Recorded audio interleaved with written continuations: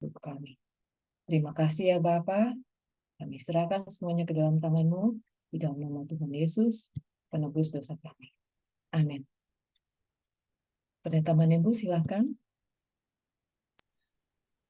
Selamat pagi semuanya. Selamat pagi Pendeta. Kita bersyukur kepada Tuhan pagi ini boleh bersama-sama di 24/7. Terima kasih juga untuk kesempatan yang sangat istimewa buat saya. Boleh bersama-sama sepanjang satu pekan ini kita akan mendalami firman Tuhan. Saya mengambil tema untuk sepanjang pekan ini, yaitu kasih mengubah segalanya. Tidak ada bahasa yang lebih besar di seluruh jagat raya ini selain kasih. Sebelum saya lanjut, saya mohon maaf ada sedikit gangguan teknis. Untuk pagi ini saya belum bisa berbagi screen dan saya berjanji besok saya akan perbaiki dan kita akan menggunakan screen. Izinkan saya membaca dari firman Tuhan dan dari beberapa kutipan. Apa yang saya maksudkan tadi, bahwa bahasa yang paling indah di dunia ini adalah bahasa kasih. Mengapa kasih? Allah kita adalah Allah yang penuh kasih. Kita muncul dari oknum yang memiliki kasih yang unlimited, yang tidak terbatas. Kasih adalah tabiat dari Allah itu sendiri.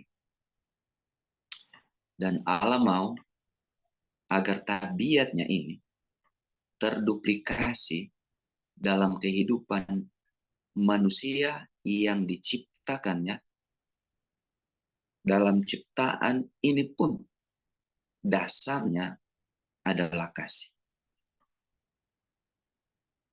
Ketika manusia muncul dari tangan Khalik, maka Allah memberikan satu hal yang sangat indah bagi manusia itu, yaitu bahasa kasih.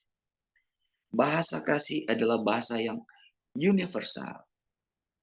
Saya katakan tadi, Allah adalah kasih. Dan kasih adalah tabiat Allah. Oleh karena itu Allah mau agar manusia yang diciptakannya juga boleh menikmati dan mengejawantakan kasih itu. Ayat yang sudah tidak asing lagi bagi kita, yaitu Yohanes 3 ayat 16.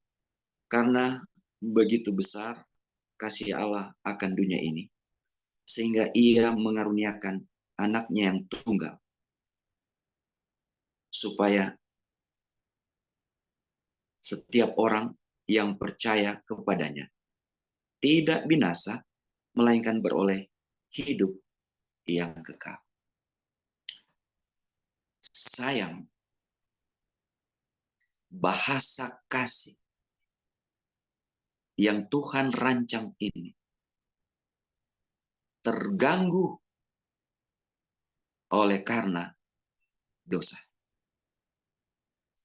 Ketika sifat dan tabiat Allah ini diganggu oleh dosa, maka jembatan kasih Allah ini terputus oleh karena dosa.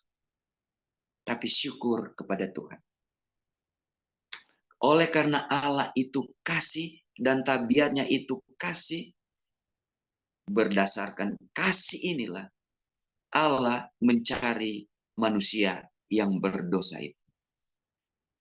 Saudara-saudara, ajaib kejadian Anda dan saya.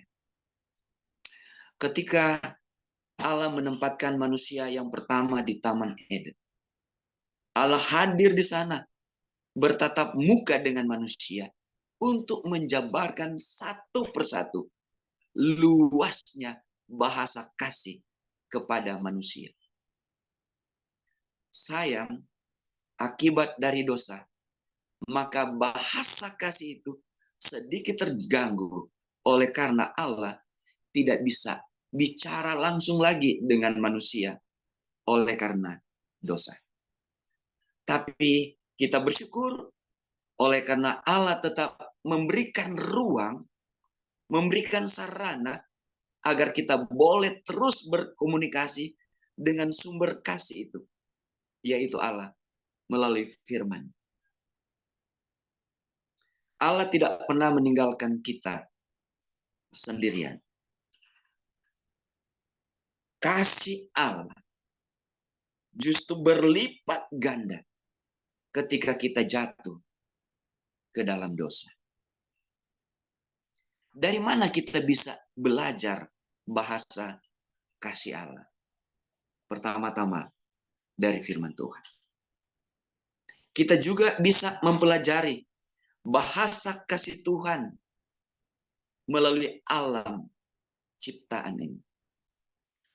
Bapak, Ibu, Saudara-saudara, izinkan saya membacakan kutipan ini buat kita.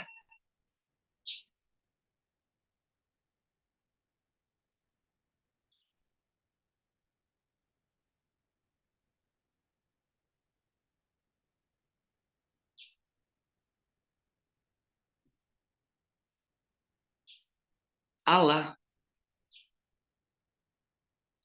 kasih adanya.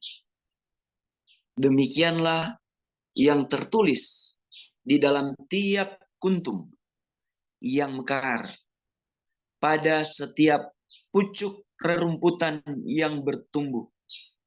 Burung-burung yang bagus memenuhi udara dengan kicauan yang penuh bahagia, serta kembang memantulkan bau-bau harum semerbak di udara.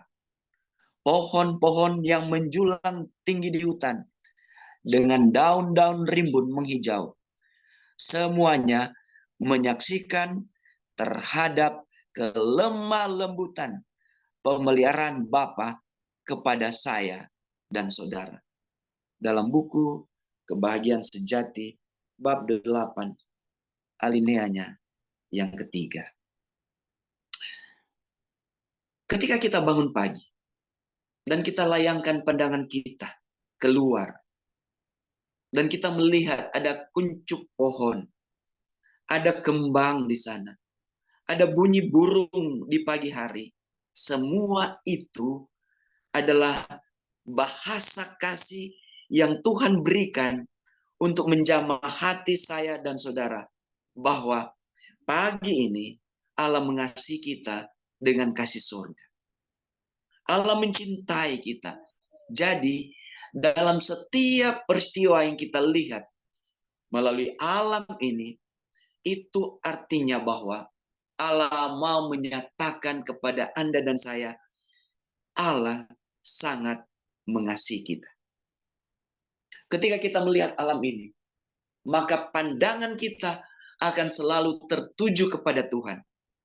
Bahwa Allah tidak pernah meninggalkan perbuatan tangan.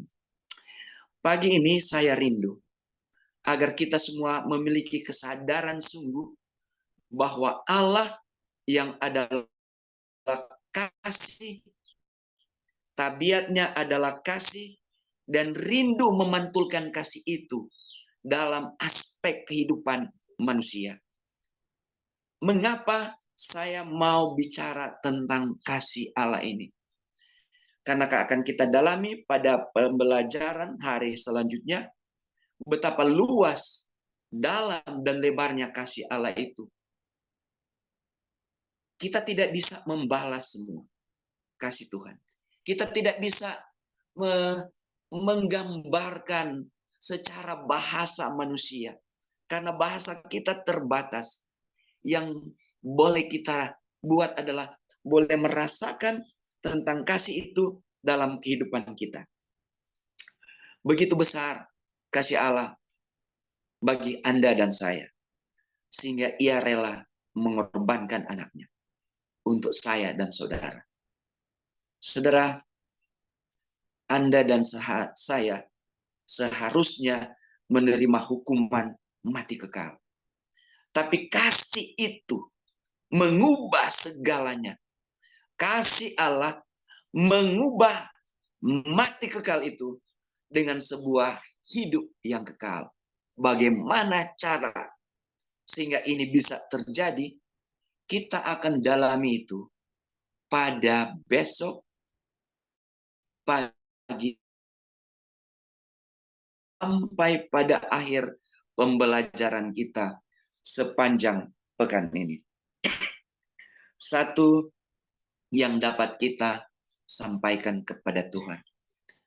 Terima kasih untuk kasih Tuhan, sehingga saya boleh bangun pagi ini. Terima kasih untuk kasih Tuhan atas nafas hidup yang Tuhan pinjamkan bagi kita. Mari kita bertanya seperti apa yang ditanyakan oleh Raja Daud dalam Mazmur 116 ayat 12. Bagaimana akan kubalas kepada Tuhan untuk segala kebajikannya kepadaku. Biarlah pertanyaan ini akan kita renungkan sepanjang hari ini ketika kita merenung-renungkan kasih Allah yang sangat ajaib itu. Besok kita akan terus mendalami tentang kasih Allah yang mengubah segala-galanya dari mati kekal menjadi sebuah hidup kekal, dan itu adalah satu anugerah yang tidak ada batasnya buat saudara dan saya. Mari kita berdoa. Bapa, kami bersyukur oleh karena kami boleh merasakan kemurahan, kasih setia Tuhan di dalam hidup ini. Oh, siapalah kami manusia ini Tuhan, sehingga Engkau mengindahkan. Kami manusia celaka, kami manusia pemberontak. Pikiran kami jahat, selalu merongrong Tuhan dalam kasih yang ajaib. Namun kami bersyukur, melalui Yesus, kami boleh merasakan kasih Tuhan yang ajaib itu. Oh, terima kasih, karena melalui kasih-Mu yang ajaib, merubah segalanya, agar kami boleh dikembalikan kepada peta Allah yang hilang di Taman Eden. Sehingga benar-benar tabiat Allah yang adalah kasih dapat terpantul dari kehidupan kami manusia yang berdosa. Jamah kami dengan kasih-Mu Tuhan. Ketika Engkau mengasihkan, kami mampu mengasihi Tuhan. Kami mampu juga mengasihi sesama kami manusia dan mengajarkan tentang kasih Tuhan yang ajaib kepada begitu banyak orang yang tidak memiliki pengharapan di atas dunia ini. Kami berdoa, jadikanlah kami alat-Mu untuk membagikan kasih-Mu kepada banyak orang di luar sana yang sangat membutuhkan kasih yang ajaib. Kiranya hari ini pemikiran kami diubahkan oleh kasih yang ajaib daripada-Mu. Terpuji nama-Mu Bapa. Di dalam nama Yesus kami sudah berdoa dan mengucap syukur. Haleluya. Amin. Terima kasih. Pagi ini pembelajaran kita sampai di sini.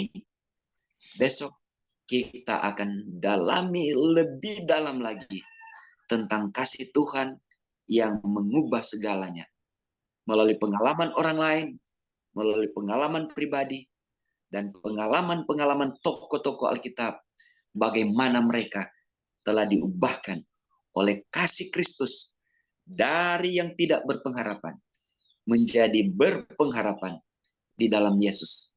Oleh karena kasih Yesus mampu mengubah segala sesuatu yang tidak mungkin menjadi mungkin. Tuhan memberkati kita, adalah doa saya di dalam nama Yesus. Amin. Terima kasih Pak Amin. Pendeta. Tuhan berkati. Terima kasih pendeta. Kita akan Pastor. menutup sekaligus untuk berdoa untuk tim Thailand yang akan melanjutkan pelayanan di jam berikutnya. Bapa di surga, terima kasih Tuhan karena berkat-Mu kami boleh diingatkan akan kasih Tuhan.